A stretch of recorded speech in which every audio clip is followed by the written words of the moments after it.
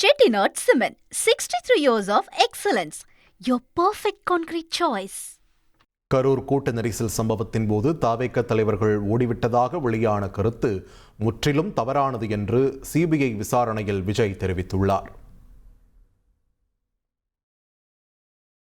டெல்லியில் சிபிஐ அலுவலகத்தில் இரண்டாவது முறையாக விசாரணைக்கு ஆஜரான விஜய் கரூரில் நடைபெற்ற நிகழ்ச்சியின் போது ஏற்பட்ட கூட்ட நெரிசல் தொடர்பாக தனது தரப்பு விளக்கங்களை கொடுத்துள்ளார். கூட்ட நெரிசல் சூழல் மேலும் மோசமடையும் அபாயம் இருப்பதாக காவல்துறையினர் தெரிவித்ததை அடுத்து பாதுகாப்பு காரணமாக புறப்படுமாறு அவர்கள் வற்புறுத்தியதாகவும் அதற்காக காவல்துறையினர் தனி பாதையை அமைத்து கொடுத்ததாகவும் விஜய் விளக்கமளித்தார்.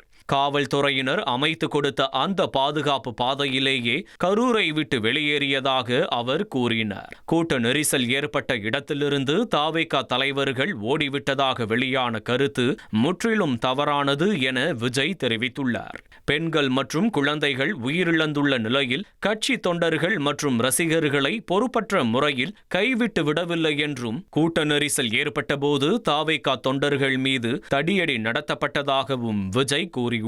இந்த சம்பவத்தில் கரூர் மாவட்ட காவல்துறையும் நிர்வாகமும் கூடுதல் ஜாக்கிரதையுடனும் முன்னெச்சரிக்கை நடவடிக்கைகளுடனும் செயல்பட்டிருக்க வேண்டும் எனவும் சிபிஐ விசாரணையில் விஜய் தெரிவித்துள்ளார். Chettinad Cement, 63 years of excellence. Your perfect concrete choice.